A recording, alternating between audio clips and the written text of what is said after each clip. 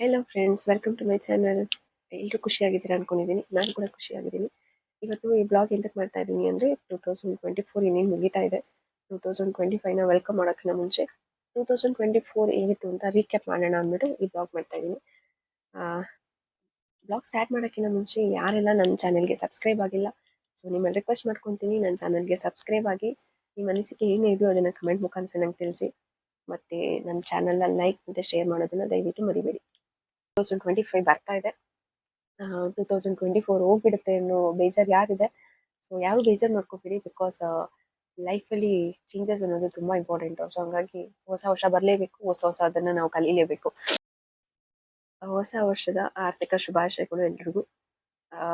ಲೈಫಲ್ಲಿ ಎಲ್ಲರೂ ಖುಷಿಯಾಗಿರಿ, ಖುಷಿನ ಹಂಚಿ ನೀವು ಖುಷಿಯಾಗಿ ಇರೋದನ್ನ ಪ್ರಾಕ್ಟೀಸ್ ಮಾಡ್ಕೊಳ್ಳಿ. ಸೊ ಬ್ಲಾಗ್ ಸ್ಟಾರ್ಟ್ ಮಾಡೋಣ. 2024 ತುಂಬ ನಮಗೆ ಒಳ್ಳೇದಾಯಿತು ಅಂತ ಹೇಳೋದೇನಿಲ್ಲ.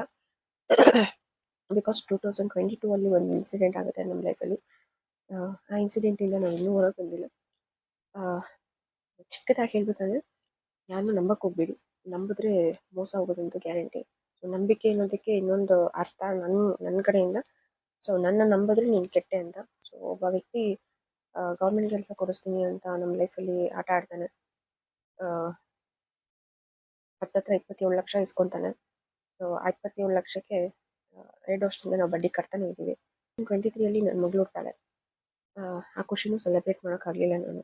ಯಾಕೆ ಅಂದರೆ ಅವತ್ತು ಕೂಡ ನಾನು ಅದೇ ನೋವಲ್ಲಿದ್ದೆ. ಬಿಕಾಸ್ 27 ಲ್ಯಾಕ್ ಅನ್ನೋದು ಮಿಡ್ಲ್ ಕ್ಲಾಸ್ ಅವ್ರಿಗೆ ಯೂಜ್ ಅಮೌಂಟ್ ಅದು. ಸೊ ಅದ್ರ ನೋವು ಎಷ್ಟಿರುತ್ತೆ ಅಂತ ಪ್ರಾಬಬಲಿ ಗೊತ್ತಿರುತ್ತೆ.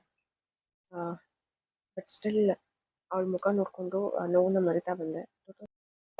ಜಾನಲ್ಲಿ ಒಬ್ಬರನ್ನ ಕೆಲ್ಸಕ್ಕೆ ತೊಗೊತೀವಿ. ಬಿಕಾಸ್ ನಾನು ವರ್ಕ್ ಮಾಡ್ತಿರೋದ್ರಿಂದ, ಹಸ್ಬೆಂಡ್ ವರ್ಕ್ ಮಾಡ್ತಾ ಇರೋದ್ರಿಂದ ಮಕ್ಕಳು ನೋಡ್ಕೊಳ್ಳೋರು ಯಾರೂ ಇರಲಿಲ್ಲ ಮನೇಲಿ. ಕೆಲ್ಸಕ್ಕೆ ತೊಗೊಂಡು ಅವ್ರ ಜೊತೆ ಕೆಲಸ ಮಾಡಿಸ್ಕೊಂಡು ಚೆನ್ನಾಗಿತ್ತು ಲೈಫು. ಆಂಟಿ ಕೆಲಸ ಬಿಟ್ಟ ಮೇಲೆ ನಮಗೆ ಗೊತ್ತಾಯಿತು, ಅವ್ರಿಗೆ ಕೊಡ್ತಾಯಿದ್ದ ಸ್ಯಾಲ್ರಿ ಕೂಡ ನಮ್ಮ ಲೈಫ್ಗೆ ಎಷ್ಟು ಇಂಪಾರ್ಟೆಂಟ್ ಇದೆ ಅದು ಈ ಸಿಚುವೇಷನಲ್ಲಿ ಅಂತ. ಸೊ ನಾವು ಅದನ್ನು ಸೇವ್ ಮಾಡೋಕ್ಕೆ ಸ್ಟಾರ್ಟ್ ಮಾಡಿದ್ವಿ. ಮತ್ತು ನಾವು ಯಾರ ಬರ್ಡೇನೂ ನಾವು ಸೆಲೆಬ್ರೇಟ್ ಮಾಡ್ಕೊಂಡಿಲ್ಲ. 24 ಆಗಲಿ 23 ನಾವು ಸೆಲೆಬ್ರೇಟ್ ಮಾಡ್ಕೊಂಡಿಲ್ಲ. ಬಿಕಾಸ್ ಆನೆಸ್ಟಾಗಿ ಹೇಳ್ಬೇಕಂದ್ರೆ ಇವತ್ತು ಕೂಡ ನಾವು ಆ ಸಿಚುವೇಷನಿಂದ ಇನ್ನೂ ಹೊರಗೆ ಬಂದಿಲ್ಲ.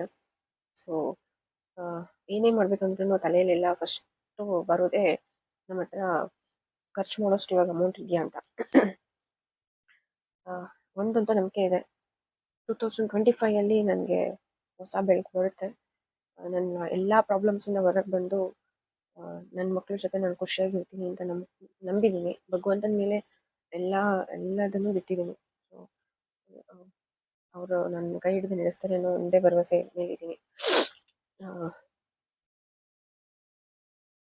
ನೋಡೋಣ 2025 ಎಲ್ಲರ ಲೈಫಲ್ಲೂ ಸಕ್ಸಸ್ ಕೊಡಲಿ, ಖುಷಿ ನೆಮ್ಮದಿ ಎಲ್ಲದನ್ನೂ ಕೊಡಲಿ, ಒಳ್ಳೆಯದಾಗಲಿ.